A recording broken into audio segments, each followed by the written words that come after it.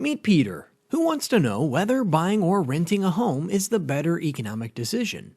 When you rent, the only expense is the money you hand over to the landlord, which you will never see again. If your monthly rent was $3,000 and you paid it over a year, you would end up with $36,000 that you would never see again. That being said, the annual cost of home ownership also includes other expenses such as maintenance, property tax, and a mortgage payment that consists of principal and interest. So, to make a fair comparison, we must determine the amount of money that will not be recovered in both scenarios. To do this, we will use the 5% rule, a simple but useful rule that makes the decision of whether to rent or buy much easier. This rule helps us quantify the hidden costs of home ownership and compare them directly to the cost of renting. By applying the current mortgage rates and economic conditions to this rule, we can see which option might be more financially sound in today's market. The concept isn't new. Inspired by financial experts, we're revisiting this debate with current data. Mortgage rates have changed, and so has the economy. It's time to break down the costs and benefits with today's numbers. We are mostly interested in figuring out how much it would cost to own a home. We need to know this on a monthly basis so we can compare it to our rent costs and decide which one is better for us. If the monthly cost of owning a similar home is less than the monthly cost of renting a similar home, then we should probably buy instead of rent. And the same goes for renting instead of owning. To use this 5% rule, add up all the costs of owning a home, like mortgage payments, property taxes, and repairs, and compare them to the costs of renting a similar home. If the annual cost of these home ownership expenses exceeds 5% of the home's value, renting could be the better option. But how does this rule hold up with the latest economic shifts? To find out, let us dig into the numbers. First, let's talk about one of those extra bits, property taxes. They're kind of like a subscription fee you pay for owning a home. You can't get out of it, and it doesn't go towards paying off your house. It's just part of the deal when you own property. To provide a real-world example, consider a $650,000 home on Staten Island, New York. That's a lot of money, right? But the spending doesn't stop after you hand over that initial chunk of change. Every year, you're going to be paying property taxes on top of that. In New York, where our example house is, you're looking at a property tax rate of about 1.10%. Well, that doesn't sound like much, right? Well, let's do the math. For a house valued at $650,000, a 1.10 tax rate means you're shelling out about $7,150 every year just in property taxes. That's almost $600 a month that you're paying on top of your mortgage, maintenance, and all other costs that come with home ownership. And remember, this money doesn't go towards you building equity in your home. It's just part of the cost of being a homeowner. Now, why does that matter? Well, when you're deciding whether to buy a house, you've got to think about all the costs involved, not just the purchase price or the monthly mortgage payments. Property taxes are a big part of that. They can vary a lot depending on where you live, and they can change over time. So, when you're looking at houses and trying to figure out what you can afford, don't forget to factor in property taxes. They can make a big difference in your monthly budget. Now let's talk about the maintenance cost of a house, like our example home valued at $650,000. It's helpful to think in terms of percentages to really grasp the impact on your wallet. Nationally, the average maintenance cost for single-family homes has seen a rise. But let's zoom in on New York City, where our example house is situated. Here, maintenance costs have actually seen a slight decrease of about 5% over the year, settling in at $7,351 annually for a typical home. To put this into perspective for our $650,000 house, this decrease in maintenance costs is significant. If we calculate the maintenance cost as a percentage of the home's value, it's roughly 1.13% of the total value of the house per year. This percentage gives us a clearer picture on what homeowners can expect to spend annually just to keep their homes in good shape, separate from mortgages, taxes, or other homeownership costs. At first glance, this 1.13% might not really seem like a lot, but when you're talking about $650,000 worth of property, it adds up to a lot of money. It's a reminder that costs of home ownership extend well beyond the initial purchase price. Maintenance is an ongoing responsibility that can fluctuate based on a variety of factors, including the age of the home, the quality of construction, and even the climate of the area. Understanding maintenance costs in terms of percentages helps homeowners, or potential homeowners, to better plan and budget for the annual expenses associated with keeping their home in top condition. It's like an essential part of the financial planning process for anyone looking to buy a home, especially in areas like New York City, where the costs can be higher than the national average. Now, we will use the most up-to-date information to look at the mortgage payment for our $650,000 example home and figure out what this means for someone who wants to buy a home. With the current average 30-year fixed mortgage rate hovering around 6.9%, let's break down what the mortgage payment looks like, focusing on the interest component to keep our analysis consistent.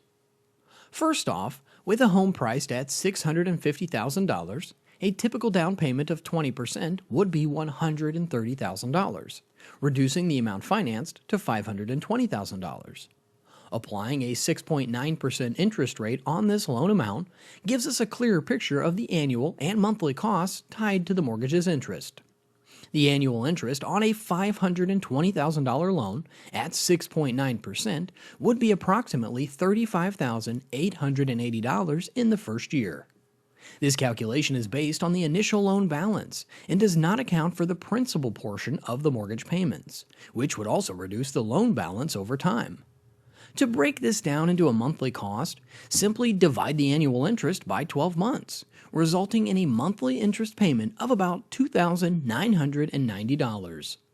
It's important to note that this monthly figure only covers the interest portion of the mortgage.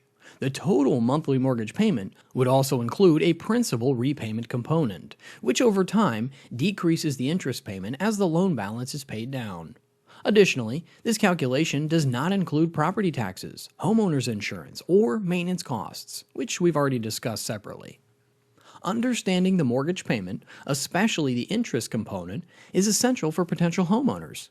It not only affects your monthly budgeting, but also impacts the total cost of the loan over its lifetime. With interest rates at 6.9%, it costs a lot to borrow money. This shows how important it is to think about all the costs of owning a home when deciding whether to buy one. To get a comprehensive view of the annual costs associated with owning our example house, valued at $650,000, let's add up the three major ongoing expenses: property tax, maintenance cost, and mortgage payment, focusing on the interest portion for consistency with our previous calculations. Total annual cost: property tax, $7,150, plus maintenance cost, $7,351, plus mortgage interest, equals $35,880. Total annual cost, excluding that principal repayment, is $50,381. This total gives us a clear picture of what homeowners can expect to spend each year, in addition to the principal portion of their mortgage payment. It's important to note that this figure does not include the principal repayment of the mortgage, which would also be a significant part of the monthly mortgage payment. Nor does it include the homeowner's insurance, which is another necessary expense. Breaking down these costs helps potential homeowners understand the full financial commitment of owning a home. The annual cost of $50,381, when divided by 12, indicates the monthly expense just for interest, property tax, and maintenance would be approximately $4,198. This calculation shows how important it is to think about more than just the purchase price when planning your budget for your new home.